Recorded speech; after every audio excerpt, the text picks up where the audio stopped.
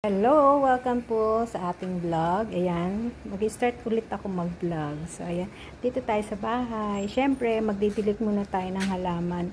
Kasi paggabi na rin, kaya magdidilig. Every morning and afternoon ako nagdidilig. Diba? Para maganda naman yung ating halaman. So, ayan guys, magdidilig muna tayo.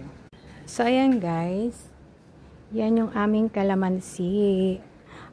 Actually, may mga bunga na to. Ayan. Ayan, may bunga na yan, o, isa. Bilangin natin. O, dalawa. O, ang dami, diba, dalawa? Actually, napitas-pitas ko na rin kasi yung iba. So, ayan, kalamansi. Ano pa ba bunga namin? O, ano pa ba yung mga halaman namin? Meron kami dito.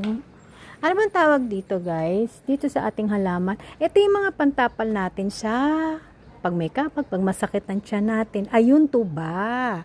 Ito yung tinatawag na tuba, guys. Ayan. Diba? Meron tayo niyan. And then, meron tayo ditong ano. Tamo. Itutour ko kayo sa aking mini garden. Okay? Ito po yung tinatawag na damong Maria. Ayan. Ay, sorry. Sorry ha, nadapa kaya ako. Pero anyway, ito po yung damong Maria.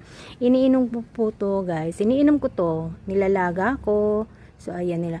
Actually, yan daw maganda sa mga nagdidysmenorrhea. And then, para sa mga bukol.